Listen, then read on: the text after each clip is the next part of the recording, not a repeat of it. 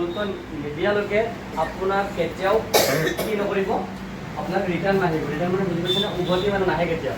আপুনি গুৰুত্ব দিব লাগিব। বহুত ব্যক্তি গুৰুত্ব নিদিয়াৰ কাৰণে কি হৈ যায়, বহুতে ধৰক আগবাঢ়িব নোৱাৰে, বহুতে ক'ব যে আমি দেখোন আগবাঢ়িব নোৱাৰিলোঁ বা মোৰ 1 বছৰ 2 বছৰ হৈ গ'ল, কিন্তু তেখেতে গুৰুত্ব দিয়া নাই কাৰণে আগবাঢ়ি যাব পৰা নাই। মানে মেইন হ'ল গুৰুত্ব, মানে দায়িত্ব ল'ব লাগিব। যিসকল মাৰিচাৰ্জক লৈ কেনে দায়িত্ব ল'ব পাৰিব, তেওঁলোকে ইয়াৰ পৰা ভাল এটা ভৱিষ্যত ইয়াৰ পৰা বনাব পাৰিব। ভাল লাগিলে বেয়া লাগিব, নিশ্চয় ভাল লাগিব। চাই বৰ্তমান আপোনালোকে ভৱিষ্যত বনাব পৰা কিবা ৰাস্তা আছে নেকি বাৰু?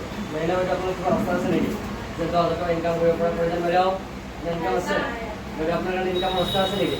আমাৰ নিৰ্মালী বাইদেউ আছে নেকি? নাই চাওক, 10,000 টকা ইনকাম কৰিব ৰাস্তা আমাৰ লগত নাই, কাৰণ 1 লাখ টকা ভবাই নাই। মানে 1 লাখ টকা ইনকাম সেইটো ভবাই নাই, 10,000 নাই, 5,000 বৰ্তমান ইনকাম কৰিবলৈ ৰাস্তা আমাৰ লগত নাই, হয়নে? কিন্তু অশোক কুলাৰ ছাৰে কি কৰিছে, আমাক 10 নহয় তাতকৈ বেছিকৈ আমি ইনকাম কৰিব পাৰিম। কিন্তু 10 পালে ভাল লাগিলে বেয়া লাগিব, ভাল লাগিব। তখন 10 টোৱে আহক না, 10,000 টকা বৰ্তমান আমাক ইনকাম লাগে। কিন্তু বৰ্তমান চাওক, আমি যিহেতু কি হয় নৰ্মেল শ্ৰেণীৰ মানুহ বা আমাৰ শিক্ষাও কম, আমি যিকোনো কামত আগবাঢ়িব গ'লে খুব বাধা আহি যায়, হয়নে? আগবাঢ়ি